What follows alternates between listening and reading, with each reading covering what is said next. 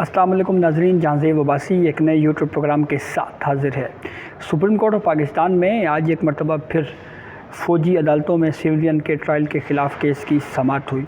आज की ये केस प्रोसीडिंग काफ़ी अहम भी थी और दिलचस्प भी थी, और बिलखुसूस आज की कोर्ट प्रोसीडिंग से एक मरतबा फिर ये तासुर मज़ीद वाज़ेह हुआ है कि शायद chief justice of Pakistan Umar Ata Bandial साहब अपने इस टेन्योर में जो कोई महीना डेढ़ महीना उनके टेन्योर में रह गया है, वो शायद इस केस का फ़ैसला नहीं करना चाहते या इस मामले को डिले किया जा रहा है मुख्तलिफ़ दरख्वास्त गुज़ारान की जानिब से भी कि इस केस को डिले किया जाए।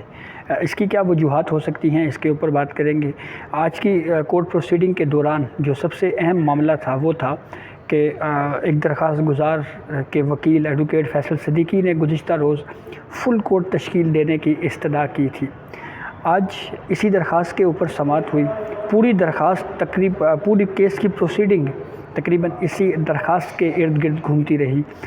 एग्जैक्टली आज की केस की समाअत के अहवाल के ऊपर आते हैं। जब समाअत का आगाज़ हुआ तो चीफ जस्टिस ऑफ पाकिस्तान ने हमें देखा कि 4 से 5 मरतबा ये बार बार पूछा कि एक दरख्वास्त गुज़ार के वकील फैसल सिद्दीकी ने फुल कोर्ट तश्कील देने के लिए एक दरख्वास्त दायर की है, तो एडवोकेट फैसल सिद्दीकी कहाँ पे हैं। तो 3 से 4 दफ़ा 5 दफ़ा पूछा गया। फिर आखिरकार कोर्ट रूम में आए फैसल सिद्दीकी, उन्होंने आके आर्गूमेंट स्टार्ट किए। उन्होंने सुप्रीम कोर्ट ऑफ पाकिस्तान को वजूहात बताई कि किन वजूहात के सबब वो ये चाहते हैं कि फ़ुल कोर्ट तश्कील दिया जाना चाहिए।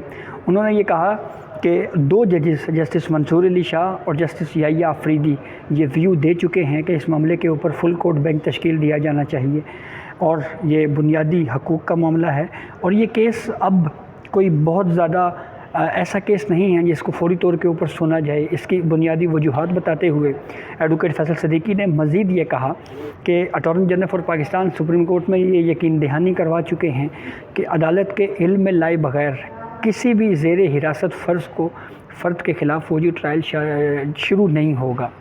दूसरी वजह उन्होंने ये भी बताई कि अटॉर्नी जनरल ये भी बता चुके हैं कि जो 102 ज़ेर हिरासत मुल्ज़िमान हैं उनमें से कोई भी ऐसा मुल्ज़िम नहीं है जिसके ऊपर ये इल्ज़ाम हो और उसकी सज़ाए मौत की हो या कैपिटल पनिशमेंट उम्र कैद या सज़ाए मौत हो। ज़्यादा से ज़्यादा 2 साल सज़ा का कहा गया है, और इस मामले के ऊपर एक तरह से ये भी कह दिया गया है कि अदालत के इल्म में लाए बग़ैर इस मामले के ऊपर जो है वो मिलिट्री कोर्ट अपनी प्रोसीडिंग स्टार्ट नहीं करेगी। तो इसलिए सुप्रीम कोर्ट ऑफ पाकिस्तान कम से कम दस्तयाब जजेस पर मुश्तमिल बेंच तश्कील दे। उन्होंने एक अदालती फ़ैसले का हवाला दिया असद मलिक केस 1998 का, और ये कहा कि उस केस में सुप्रीम कोर्ट ये असूल तय कर चुकी है कि अगर कोई जज एक बेंच में नहीं बैठना तो वो ना बैठे, उसके अलावा भी दीगर जजेस को शामिल किया जा सकता है। तो इसीलिए जो दस्तयाब जजेस हैं उन पर मुश्तमिल बेंच तश्कील दिया जाए। एक मौका के ऊपर जस्टिस याहिया अफरीदी ने एडवोकेट फैसल सिद्दीकी के आर्गूमेंट्स के ऊपर उनकी तस्दीक की और ये कहा कि जस्टिस काजी फ़ाइज़ ईसा और जस्टिस सरदार तारिक मसूद ने बेंच में केस सुनने से इनकार नहीं किया, बल्कि उन्होंने अपनी वजूहात बयान की हैं। दीगर दरख्वास्त गुज़ारान की बारी आई, उन्होंने आर्गूमेंट्स देते हुए सुप्रीम कोर्ट को ये बताया कि इस सूरत हाल में अब केस काफ़ी हद तक सुना जा चुका है, तो अगर इस वक्त मामला फुल कोर्ट की तरफ गया तो ये डिले हो सकता है, तो इसलिए हमें इन 6 जजेस के ऊपर एतमाद है।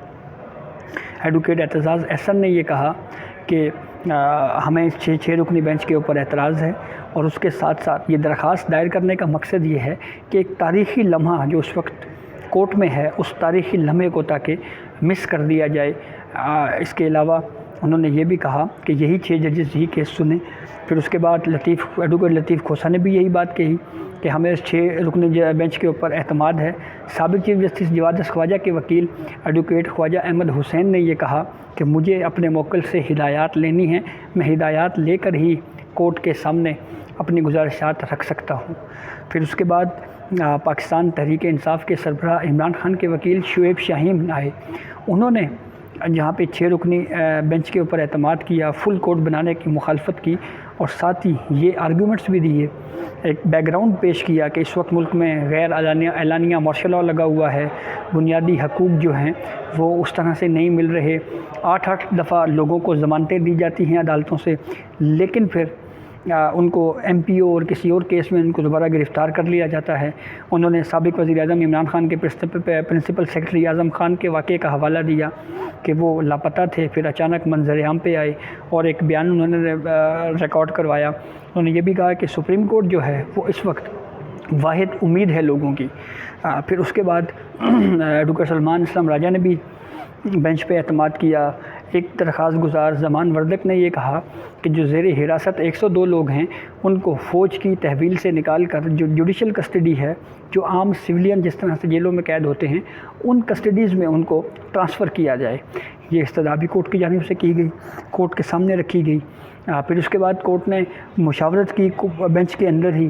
پھر اس کے بعد یہ کہا کہ ہم 15 منٹ کے بعد آتے ہیں، اور اگر ہم 15 منٹ تک ہماری ڈسکشن مکمل نہ ہو سکی، مشاورتی عمل مکمل نہ ہوا، تو یہ معاملہ کل تک بھی جا سکتا ہے۔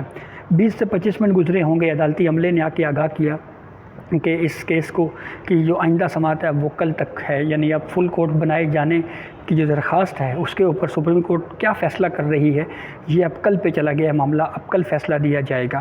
اس کیس کی سماعت کے دوران کچھ اہم سوالات بھی اٹھائے جسٹس مظاہر علی اکبر نقوی نے اور جسٹس عائشہ ملک صاحبہ نے۔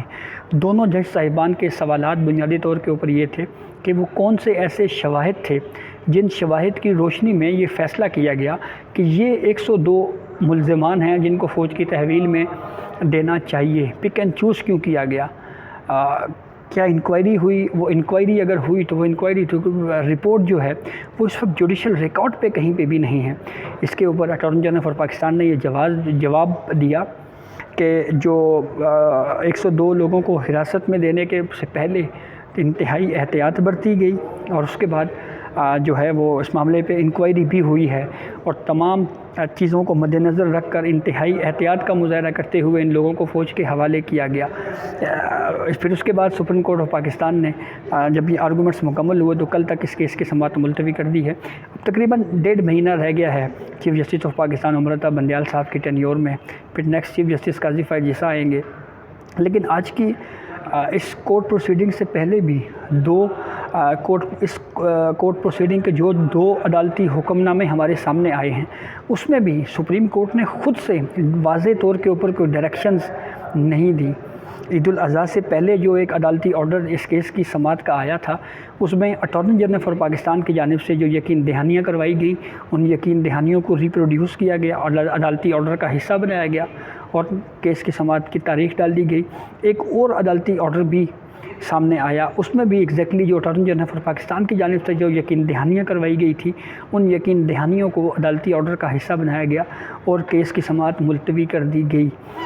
کورٹ کی جانب سے خود سے کوئی ہدایات یا ڈائریکشن نہیں دی گئی، تو یہ بھی سوالات اٹھ رہے ہیں کہ کیا یہ کوشش ہو رہی ہے کہ کسی طریقے سے جو نیکسٹ چیف جسٹس ہیں اس کیس کو اسی طرح سے اس تک لے کے جایا جائے تاکہ نیکسٹ چیف جسٹس اس کو ڈیسائیڈ کریں، کیونکہ جسٹس قاضی فائز عیسیٰ کا ایک پرنسپل ویو ہے کہ جب تک پریکٹس اینڈ پروسیجر ایکٹ کا فیصلہ نہیں ہو جاتا اس وقت تک وہ آرٹیکل 184(3) کے تحت کیسز کو نہیں سنیں گے۔ تو اب تک کا جو ٹائم ہو گیا ہے اس ٹائم میں تو پریکٹس اینڈ پروسیجر کا فیصلہ ہو جانا چاہیے تھا، لیکن ایک مرتبہ ہم نے دیکھا وہ کیس سماعت کے لیے مقرر ہوا لیکن پھر اچانک اس کو ڈیلیز کر دیا گیا۔ تو اب ایسی صورتحال میں جب پریکٹس اینڈ پروسیجر کیس بھی سماعت کے لیے مقرر نہیں ہو پا رہا، اس کیس میں بھی ڈیلے ہے، انکوائری کمیشن کے خلاف درخواستوں کے اوپر بھی سٹے ہے، اور پھر اس کے بعد دوبارہ پروسیڈنگ نہیں ہو رہی، پنجاب کے الیکشنز کے حوالے سے بھی کیس ہمیں آہستہ آہستہ غائب ہوتا ہوا نظر آ رہا ہے۔ تو یہ کافی چیزیں جو ہیں وہ آئیڈینٹیفائی ہو رہی ہیں، کچھ چیزیں اس کے اوپر کافی زیادہ سوالات اٹھ رہے ہیں۔